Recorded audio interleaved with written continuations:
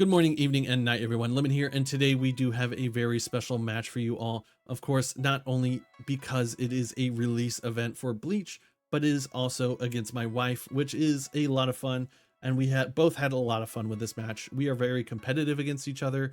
When it comes to Union Arena, she definitely does want to try to beat me in this game, and I definitely want to try to win as well. So we're both having a lot of fun with this, and this is our very first Bleach one, so opening the packs and stuff like that was overall just a lot of fun in general, and the event overall, I really enjoyed it. The 60 card deck is a little questionable, but having every card in your deck was just a lot of fun, it turns out, and being able to mix it up between the different interactions because there's so many colors and stuff like that going on.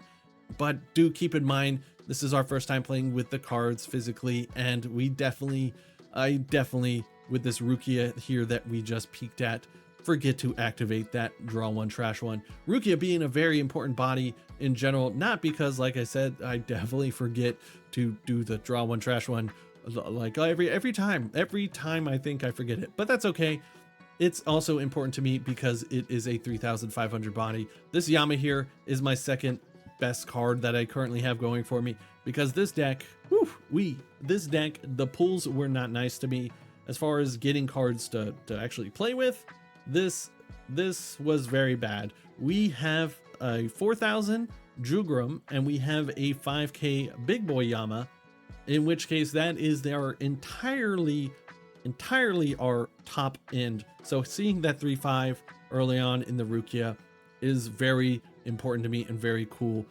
On her turn, we got the 1/1 bouncer going on into the Unohana, allowing her to draw an extra card, getting that card back into her hand, and being able to recycle her hand with the Uryu is very bad for us. Hopefully, I don't know what she drew. Hopefully she didn't draw a lot of tall bodies, because I won't be able to do anything against it. 3k is our best body, and you only really need a 3k to get over it, and that is very troublesome for me.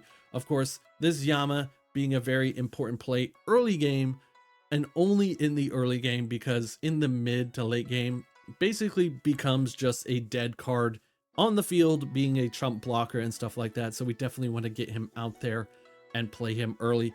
Going for our last thing, we have the Unohana ourselves, getting that card draw. Hopefully we draw something good. Unfortunately, it is a research and development, putting yet another event into our hand that allows us to search, yes, but it also ties up our hand with these events. I feel like in this series, we needed to be in a comfortable spot to not be able to use bodies on the field and be able to use the events to get more bodies in our hand. Again, using the AP for a search is not a bad thing. It's essentially the same thing as an AP draw, except you get more choices out of it. So I'll definitely be using those on a turn that I am comfortable using them, and I feel comfortable with the board state. Yama here on the front line, I feel pretty good right now, but we definitely don't know what's going on in my opponent's hand, and that's what I love about this. Having no knowledge, virtually none, about what's going on in their hand, what cards they could be playing, and stuff like that is just really fun to me. And the interactions in this game mode are really fun. The cards that you expect not to be good are actually really crazy, like jail and stuff like that. That's just really crazy in this event, going for lethal, going for game, stuff like that. So it was just overall a lot of fun. In our backline here, we have a Jerome and a Tenjiro going on. So I know that next turn, probably going to get the Jerome pushed up on us, and she might push up the Tenjiro, but I'm not quite sure at this point in the game on what her intentions are. Of course, summoning a Uabach to the backline as well. Lots of energy generation going on, but getting that card effect, allowing her to peek at the top of my deck and seeing the card, deciding to keep it at the top or put it in the sideline. Of course, this is a card that draws us cards, so she's going to put it in the sideline for us, so I don't get a better hand. Swinging 2k with the Unohana, and she probably forgot that it does get that extra 1,000 the Yama when he's alone on the front line, so being able to take advantage of that Yama already is pretty great for us. Now going into our next turn here, we do see that she didn't summon the Uabach or the Jerome or any 3k bodies onto the front line, which is very good for us. Very easy turn here. all we have to do is simply push up these 2 cards. Why? Because they're all above 2k or equal to 2k, which means she either has to take the hits or she has to use that blocker. At least 2 hits are going through, and we might KO a blocker, which is pretty good for me. I feel pretty good about the board, especially after using 3 action points here to build up our backline with the Kinsei and the Rukia in the backline. So that way, in case she pushes forward next turn and these cards die, we're able to push these new cards forward and get those fresh attacks in. Of course, Yama getting an attack in, so great value from that Yama going on. Unohana getting another attack in, and lastly, the Ichigo going for a play here. 2,500 BP on the Ichigo, so an okay body, but that looking at the top card is really the value we wanted to get out of that card. Being able to cycle our hand in a pseudo way kind of is really good for later plays and matches. She does go ahead and block here, which I think is a really smart play, because definitely you don't want to take too much life too early on in the match, going down that low, even though you won't have anything on the front line, but we know that she's probably going to push forward at this point. She's definitely going to push forward to 3Ks, which means she doesn't have to really worry about that 2K. That 2K is not going to get over anything. If I just had 2Ks on the field, maybe, but it'd still be a hard, probably pass for me. Going down to 4 life like that on my very first attack turn is a very rough situation to put yourself in, but being able to push up these 3Ks, being able to get some hits in or KO some bodies, all things I'm definitely planning for in my turn, because I have the Kinsei and the Rukia able to push forward next turn in case 2 bodies die. Now we do only see 1 push for the Jerome here going to the front line, a 3K body, so oppressive within itself to my deck, because 3K is probably gonna be the highest point we get to aside from the Rukia on defense. And then on attack we do have a few more options, but she does activate the Tendro here, pulling back another 3K body, which I don't know if she knows, but it doesn't seem like she definitely knows that I definitely don't have a big board or field going on here, and fully taking advantage of that by getting another 3K body in hand. Now I definitely would have also pushed for the Uabach, but maybe she has a play going on here with 4. Nope, she doesn't. We have the 3K body that she just took from trash, getting played out onto the field and boosting the Jerome for plus 1000 BP, playing more energy generation in the backline. Very interesting choice, considering we don't have a lot going on here. I definitely would have pushed the Uabach to the front line, so that way you didn't really need the energy generation in the back. All we had to do was need 2 energy generations, so that way we could summon either one of the cards to the backline. In fact, all of the cards being summoned this turn were totally possible with 2 energy generations, so we definitely didn't need to keep him in the backline. Allow me to only take 1 hit from the Bambi, in which case I definitely forgot to draw that card. That's perfectly fine. Like I said, this is just a fun event. We're having fun and trying to win, and I definitely forget to read some cards sometime. I definitely for some reason forgot that draw, but it's okay. They're going to push forward the Rukia here. We didn't take any more damage like I anticipated, so the Kinsei gets to stay in the back. Going to play the Event Searcher card, allowing to search the top 5 of our deck. Now we get to add one of them to hand and put the other one into the trash. Looking at this, the Shinji is obviously a choice we add to our hand, and perhaps add the Event Searcher. For some reason, I show this off. Again, reading cards are hard. We're card game players at heart here. We don't read cards here, but we decided to put a Bambi 01 into the trash instead of the Searcher event. I don't know what was going on there. I think I was just really, I played or showed off the Shinji, and I was like, man, I didn't mean to show that off, and I just kind of chose a random card to go in the trash. In all reality, we're not going to see that card anyways. Here I am reading 13 Court Searcher going on, trying to decide if that is even a good play anymore. We have an extra slot we could play with the bodies. We do have Zakura going on here as well that we could play maybe next turn. I don't know. I'm trying to decide what is going on with what we want to do and what we want to play, and definitely want to either play the event or get another body out onto the field, because with all these 3Ks coming at us, which are 3 of them currently and I expect to be 4 3Ks on the next turn, we will have some bodies blocking some of this damage. So I'm just go ahead and summon another 0/1 for a chump blocker later on. And going through it, we decide that we don't have enough BP for the rest of them, so we get the Rukia. And then I remember, the only time I do remember, that Rukia is actually a draw 1 trash run when attacking. So I go ahead and do that effect real quick, getting rid of the Searcher event. Since we decided not to use it that turn, I decided that in future turns, we're probably not going to be able to use it as well. Ending our turn and going in to what we have in our hand. I really want to use this final and this Zakura together, so that way I could get rid of at least one of the 3Ks and probably reduce another 3K by 1,000, which will be really beneficial to us. Like I said, 3K is such a hard target for us to get over anyways, because 3K is the max that we have in the deck. On defense, we do have some more, or rather we have less options with the Kinsei here, and we do have Lloyds in the deck. But with Lloyd, if you block with it, it does reduce it by 1,000 BP, which it does, it's its own problem, and it is not very good in this. She does push before the Uaba, but forgets she needs to do the draw first, so she go ahead and take that back. Like I said, all good. We're just enjoying the game, and we're both trying really hard to win it. But you know, simple misplays like that, we just take those back, and we get the AP draw in there. And then she decides to push forward the Uaba. Of course, now we have all 3Ks on the front line. Very oppressive, very scary for me. So right now my game plan is that we are at 6 life, 2 above our opponent. Ooh, getting hit by a fear, which will rest our Rukia. So she must not have any As-Knots in her deck. Otherwise, she might have saved that for later on. But this is going to be a very hurtful turn for us, not only for our board, but probably our life.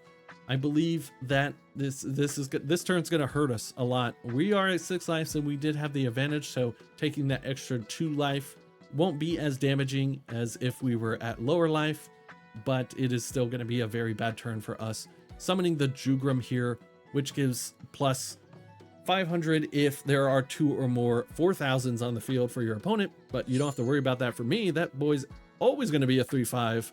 But 3/5, again, 3 and 3/5 is my bane of existence with this deck. Taking the first hit from the Toshi here, we get no trigger. Uaba swinging, and we block with the Unohana. Going into the next one, swinging again for 3,000, blocking with the Yama since he's lived his purpose. And again with another 3,000. Here I'm debating, do I want to block with the Ichigo? Because I was originally planning to block with the Rukia, but unfortunately it got rested. We decided to take the hit here. Don't know if that was the best choice looking back at it. Pull a Shinji active. Of course we get the active on the last one. Y'all know that this is a common practice. Now granted, she chose the card, but this always seems to happen. Always getting the active on the last hit, so that way it's completely useless to us, because we don't, I mean, we are able to give the plus 3,000, but there's no more attacks coming. There's nothing else happening going on for us. So we looking at our hand, I'm trying to figure out a way. We did draw the Lloyd, so I definitely want to put him out for attack on the next turn, but we want to push forward this Kinsei here because he is 3,500 on attack. Pretty trash on defense with that 2,500 going on. Same with the Lloyd, but it's something that we could at least get out on the field, so we're dealing that damage equally back to our opponent instead of them just blocking everything with 3,000s and having nothing to really attack with. Getting the Lloyd, of course, out here on the front line. Now, I don't really know particularly why we summoned it on the front line. Maybe because I just didn't have many more options going on there. Summoning the Shinji, giving the Rukia a plus or impact +1, which gives it impact, which is an okay play. It guarantees a hit, but I doubt she was going to, you know, take all these hits or block all these hits anyways. She was probably planning on taking it anyways. Summoning with the final and able to Zakura one of her cards. Just choosing one at random. I just choose the Toshi here.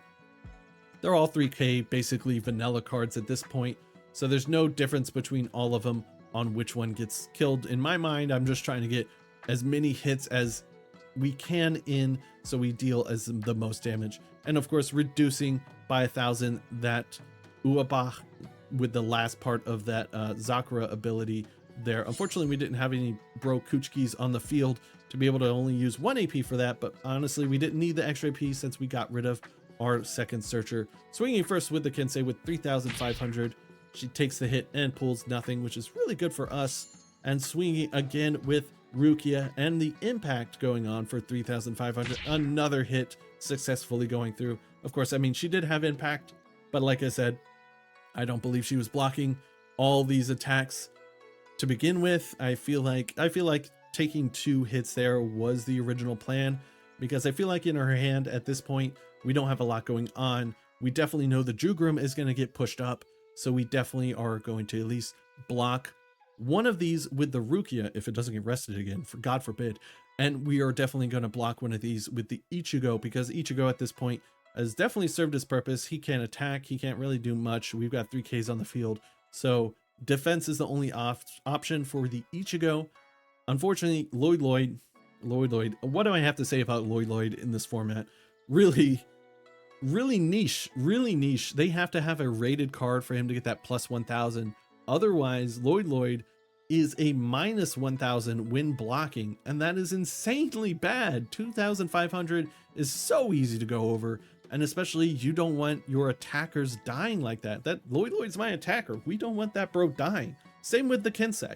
A 2,500 on defense and a 3,500 on attack, which is crazy because we don't have a lot of big bodies. So 3,500 is very valuable to me, and I definitely want to be using that card. Going into her turn, she definitely did push forward that Jugrum as I thought, and summoning the Ichibei, choosing a 2 for the cost, revealing both and getting both 0/1s. Oh, we do get it as not there. So very interesting.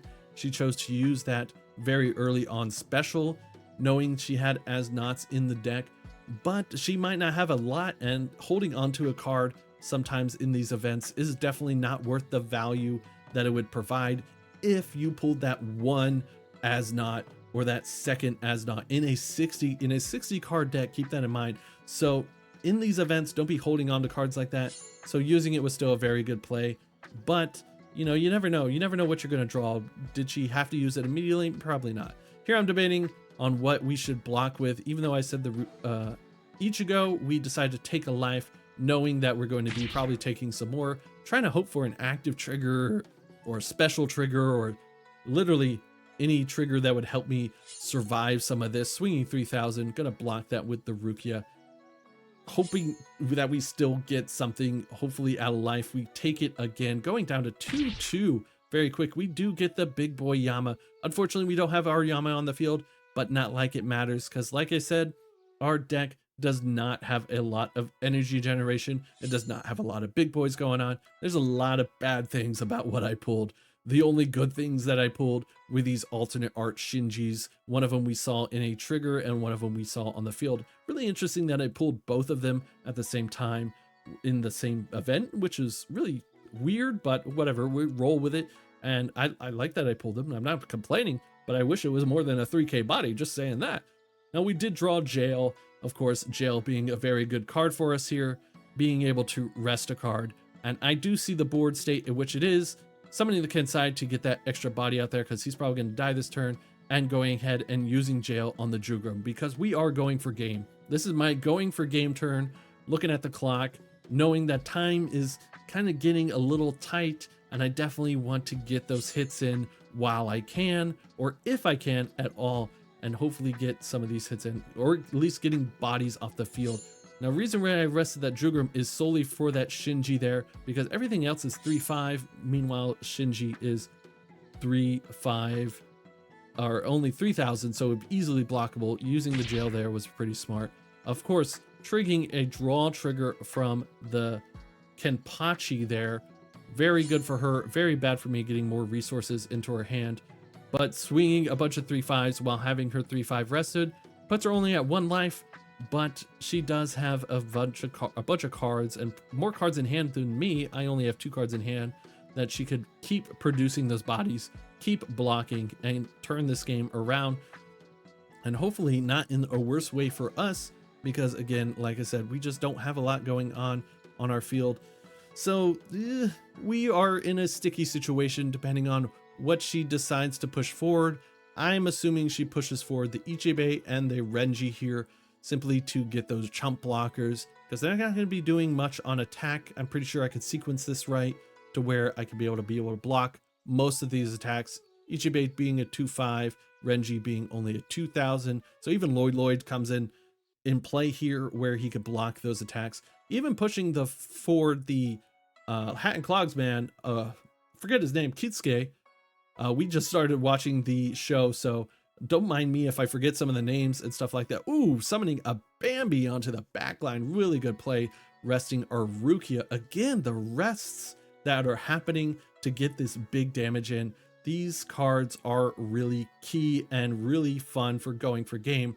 I'm sensing that she's trying to go for game here, but I don't believe she has enough big bodies on the front to really pressure me as much as I did her, getting a card into the back line so that she could push it forward. Lastly, the last card we have here is Bro Kuchiki coming into the back line, 0-1, so not really getting too much value into a attacking standpoint, but more value into a defensive standpoint going forward.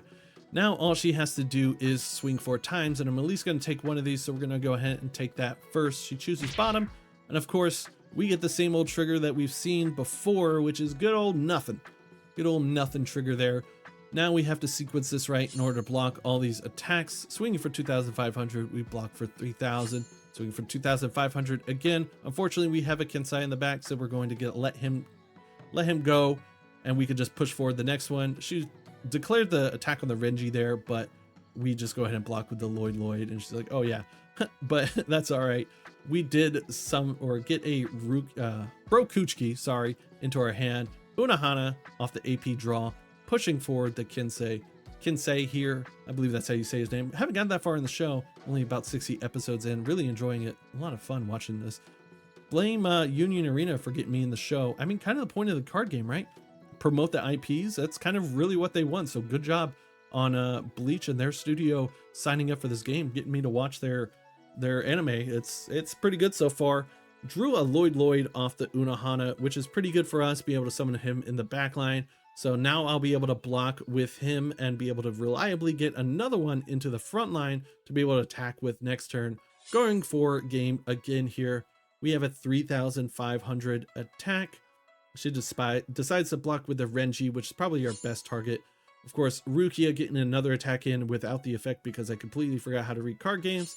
And Lloyd another 3,500, and passing turn because Shinji did not get to attack. She decided not to block with the Jugerum, which is the correct play here, but I definitely was testing her, trying to see or bait out one of those, or the Jugerum, which now that I think about it is really pointless because it's all 3,500s attacking her, and she definitely wouldn't hopefully block with that. So going into her turn, we do have a bit of pressure coming our way again, but these low body defense cards that we have and these high body attack cards at the same time, kind of like a double-edged sword that we have going on here. The Lloyd and the Kinsei specifically. Here I'm looking through my trash. I know I have a Tenjiro in hand, and I'm just seeing if we have any purple bodies that would help us. I mean, worst case scenario, we could let the Rukia die from a defense and then summon Tenjiro and get her back and then recycle her or reoccur her back onto the field. Here we get a Urahara back onto the field, but this one is the 3-5-3-2 version, and she gets to mill the top cards of her deck and pull a purple card from her trash into her hand. Now this could be anything that is at least purple in this event.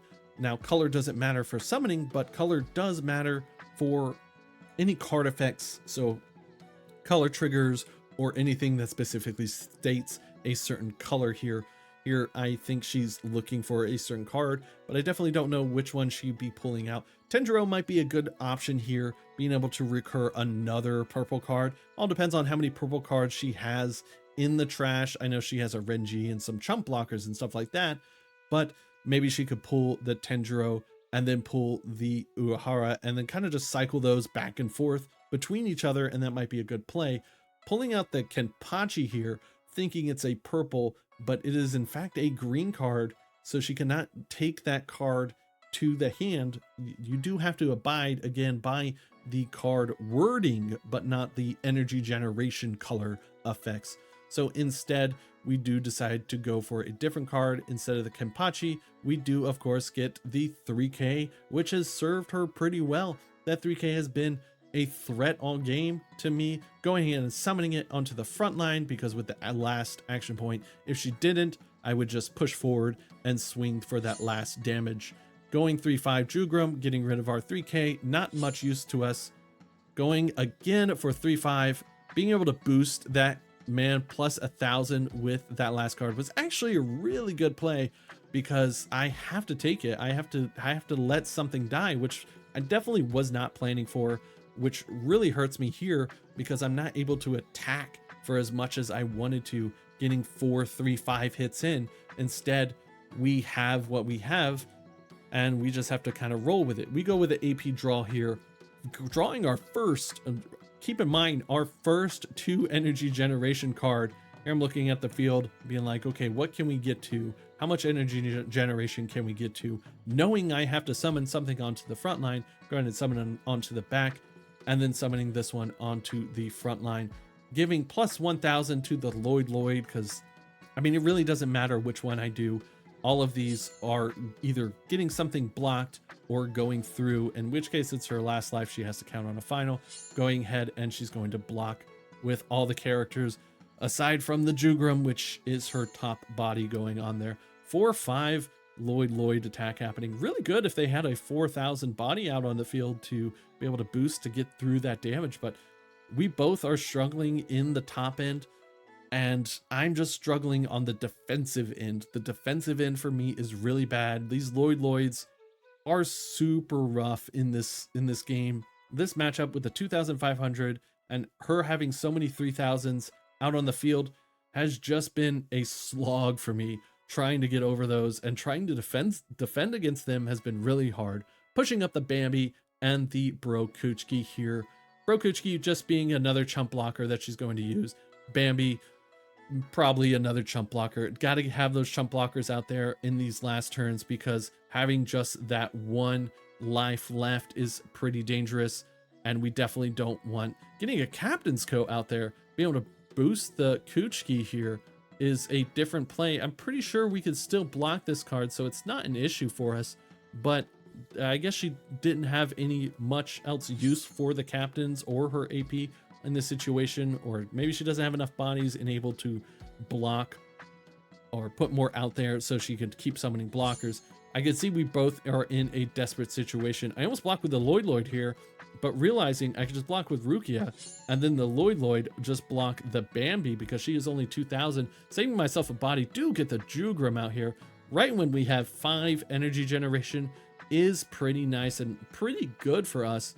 And this is my top end here. Going for the AP draw, we have Brokuchki here, the 2 energy generation.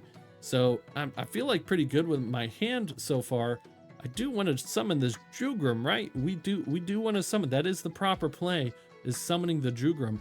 But for some reason, we are not doing that. We're debating on pushing up. We push up the only 2 energy generation card we have, allowing us not to summon the Jugrum, and just minusing 500 to the Jugrum on her side. So that way she cannot block stuff. I mean, she could still block this 2,500. So that was a very interesting play on my part. And that's definitely a big misplay, not getting our own 4K out there. And of course, blocking the rest of our 3/5 attacks with those chump blockers and passing turn. Now, unfortunately, that is time in the game, so we do have to go to cards in deck, which is really crazy, but we do have to do it because we tied on life. So ending up with 27 cards in our deck, we do have to go to rock, paper, scissors, and I hope you enjoyed the video and have a good night. 27. Oh my god. What? What is your deck? 27. Are you serious? Yes. You ready? On shoot, okay? On shoot, okay? Okay. Rock, paper, scissors, shoot. Rock, paper, scissors, shoot. Rock, paper, scissors, shoot. Rock, paper, scissors, shoot. Rock, paper, scissors, shoot. You got it. Let's go.